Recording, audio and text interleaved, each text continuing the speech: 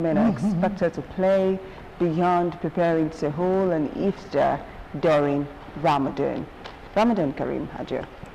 Allahu Akram. Okay, now let's talk about the significance of women in Islam before we now narrow it down to Ramadan. Well, Assalamu alaikum wa rahmatullahi wa barakatuh. Women in Islam, the women in the significance of women in Islam. Yeah. Okay. Women are very important in Islam. As we all know that in all society, women are very useful in whole society. Likewise in Islam, Islam really value women to the extent that in the Holy Quran, there was one of the chapters of the Quran that is named Surah An-Nisa. Surah An-Nisa. Meaning? Which means the chapter of the women. Okay. Beautiful. Yes. So that shows that Islam really puts women in a very high position. Wow. Hence, the importance of women in the society. The women are, as we all know that women, we start from being a child to the parents. Okay. As a child, a female as a child has a lot of role to take care of the parents. There are even many chapters in the Holy Quran that tells us the role of a child to the parents.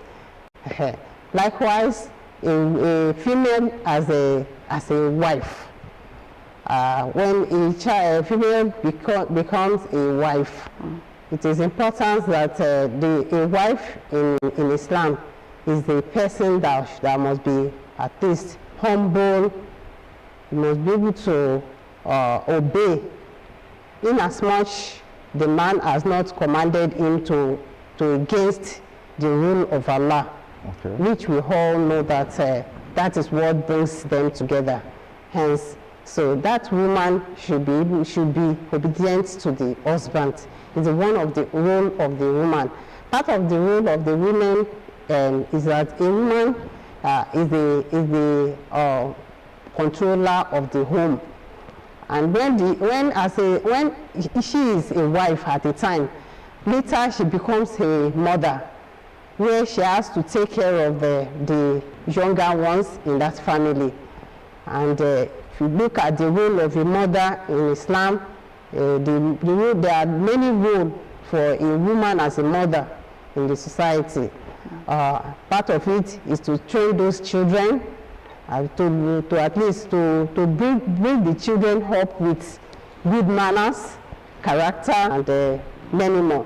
Likewise, many more.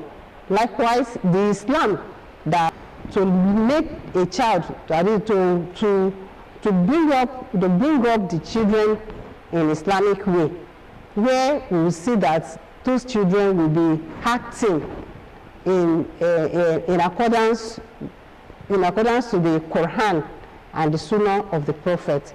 Because when we look at the society today, if the mother is not there to take care of that child, there are many other people outside there that are ready to snatch the child away and give the child what the woman does not want.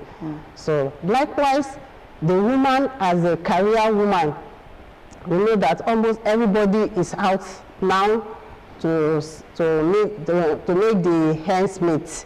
Hence, despite that, a woman is outside doing whatever, because it is one of the injunction of Allah that as a woman you should not forget your own role in the society. We have a lot of role to play in the society as a Muslim woman. Part of the roles we have in the society is to make people know, because we look at the society today.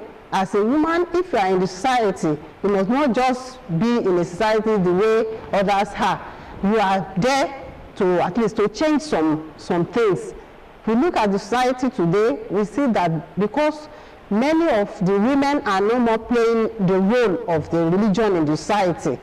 Makes they always do, if you cannot beat them, you rather join them. But no, it is but to Islam wants us to impact that what Islam has taught us wherever we are. Wherever we are as a career woman. Amidst us, we have different professions, and we have even amongst us, we have those that are professors, we have the lecturers amongst us, we have other people at the, of course, and despite that, it does not stop them from being spiritual. When it is Ramadan, it is an increase in our spirituality, and that's, we know that the spirituality does not stop us from playing our role in the society.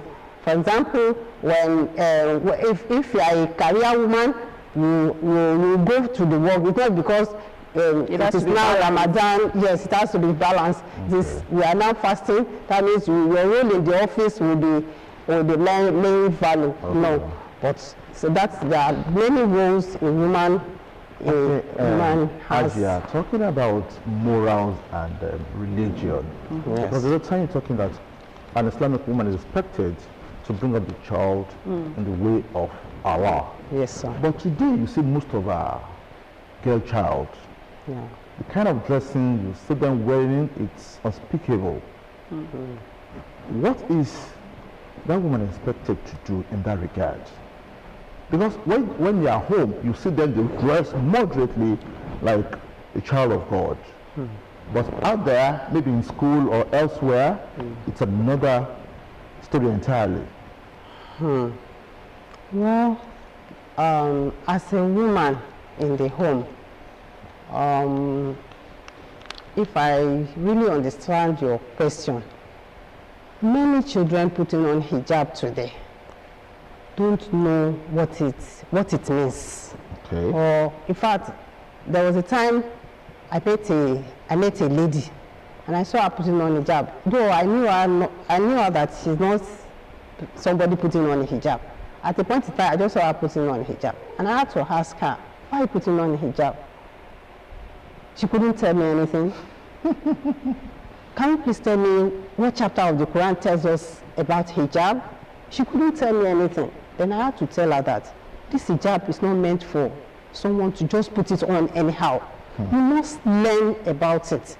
Many people don't learn about hijab today. In fact, if you have some of them, they say because of the dignity of that hijab, that's why she's just putting it on. Because she sees that those are putting on hijab, the people will always respect them, they always, but she doesn't know that it's more than that.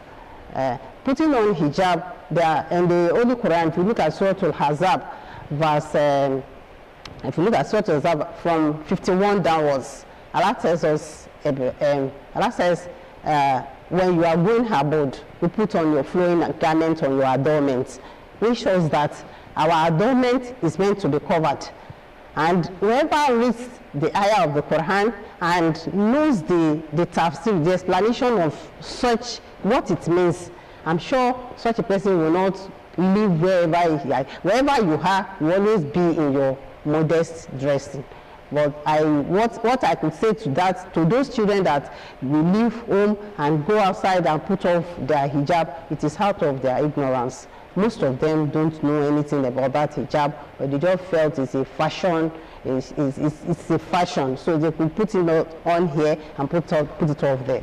So, but if we really understand what it means, before the revelation of the Quran, I mean the chapter of that ayah, the early women, I mean the people that lived with Prophet Muhammad then were people of ignorance too. Before he started teaching, he started by teaching them faith in God. And when the faith has navigated around every one of them, that was when their dressing had to change. There was a narration that tells us that it was there was a day one of the companions of the Prophet named Umar went outside, he went to the market. Then he saw the wife of the Prophet named Aisha, radiallahu anha, dressing gorgeously. So he looked at her with all the way you would look at a woman dressing gorgeously, and he even felt in his mind that, if not for the fact that this woman is the prophet's wife, I would have at least, what it means. So he went to the prophet and showed his grievance that, won't Allah reveal something to make your own wife different from others? Then immediately Allah revealed Surah Al-Ahzab and Surah Al-Nur, that's Quran 24, Quran 33, verse 51 downwards, and Quran 24, verse 33 downwards too. So Allah now tells us that tell kulli azwajika wa banatika, command your wives and your children and the wives of the believers that whenever they are going abroad, they put on their flowing garment or their adornment. The adornment that attracted people outside there, we were asked to cover it. And that was the reason for the revelation of that higher. Now let's go back to the significance of women. You talked about the significance of women in Islam earlier. Now let's narrow it down to Ramadan. Okay. What are the roles? Are there specific roles that women actually play during Ramadan? I know I mentioned iftar and the sahur. That's when during the period. So, what is a particular thing that is expected of a woman to do during this period? There are a lot of things a woman is expected to do at this time, being Ramadan.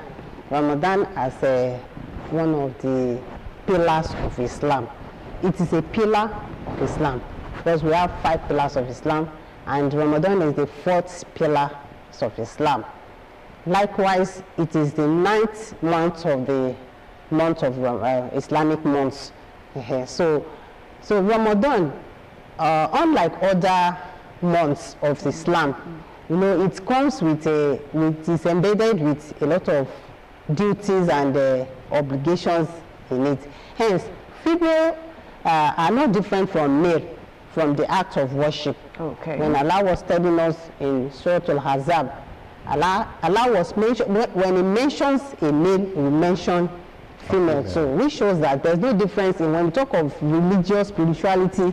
There's no difference. Allah does not differentiate female from women, hence from male. So, and hence that means that religion is the rules of women in that. Now we have Zahur, we have Iftar, we have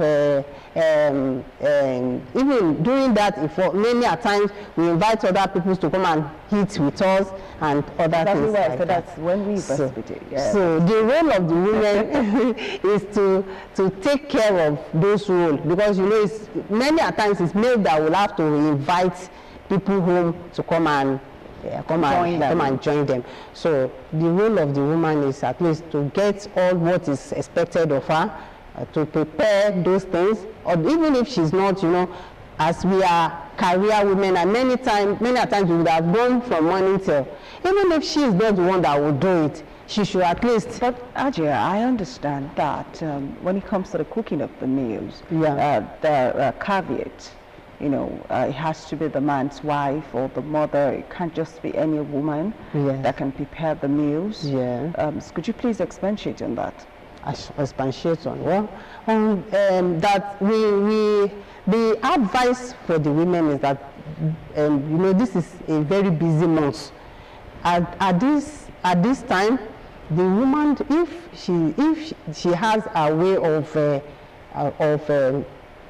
of shifting roles in the career. I'm talking about the men, that the woman that is not fully wifed by a man. Not fully wifed by a man. Okay, cannot prepare meals. We hear things like that. So I want you to just explain the role of women when it comes to this cooking, the cooking part. What kind of woman can cook for a man? What relationship do they need to have? All right. Yes. Okay. Now, well, as a Muslim woman, Islam made us know that before a man can get a person as a wife, it is compulsory on that woman at least to have done marriage. They would have married, they would have done all expected of that woman. Okay. They're going to the parent, let the parent know the pain and the dowry, doing the at least announcing to others so that people knows that this person is married. After that, the woman can do and undo for the man. But any woman that is not yet married, it is not even, apart from the fact that the person is cooking for it's even more than cooking for him. The woman is not expected to be in that man's house. If that person can come and married, pick it in her house, or they can pick it. The man can pick the food on a neutral ground. She doesn't have to be in the house. Well, can she do that? No.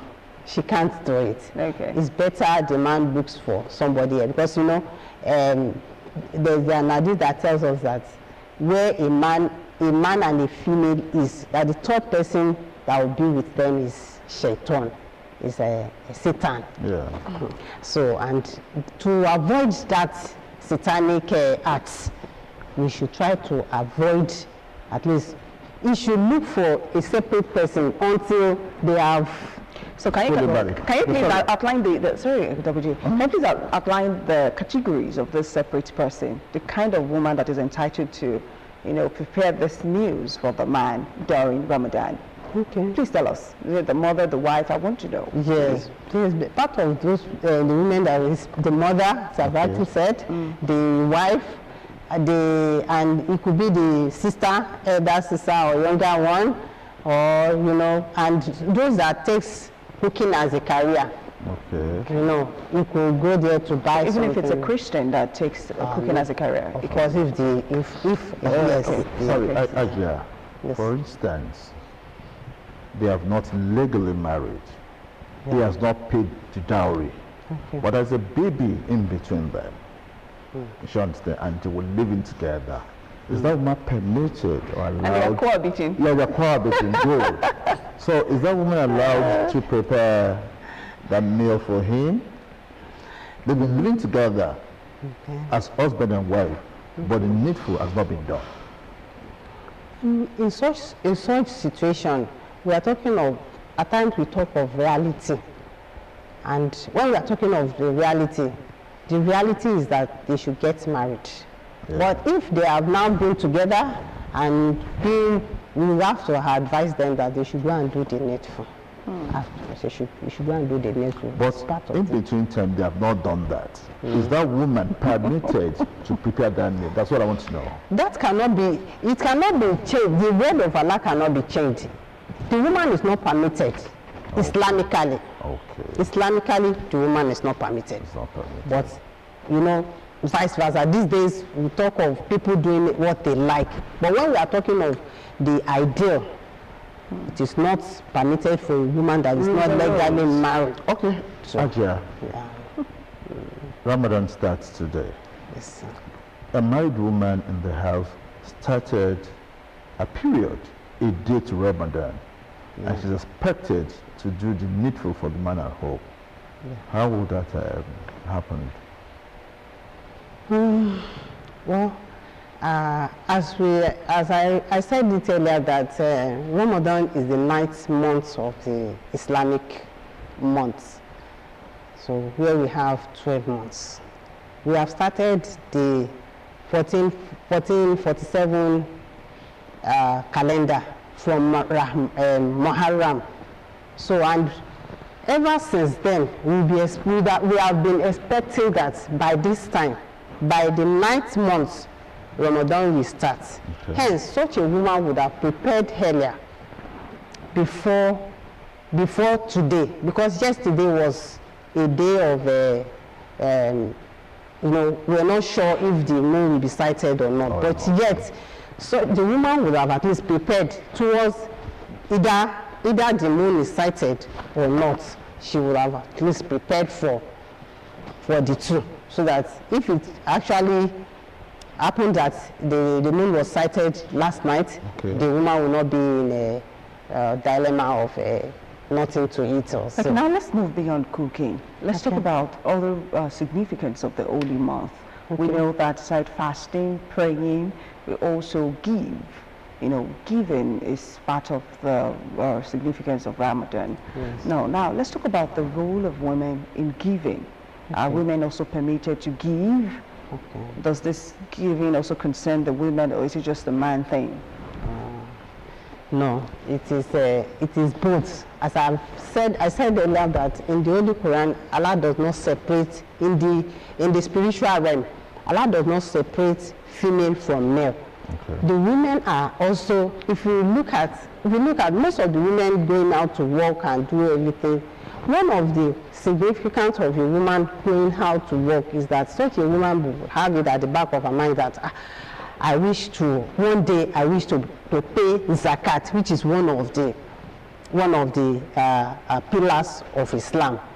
A woman that is working will always have it she always have it at the back of her mind that one day I will also pay zakat. That is, zakat is even the highest gift we can give out.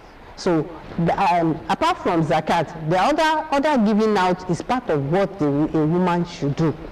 By this time, a woman, if we give alms given at even before now at the mosque, we give out sadaqah and other things.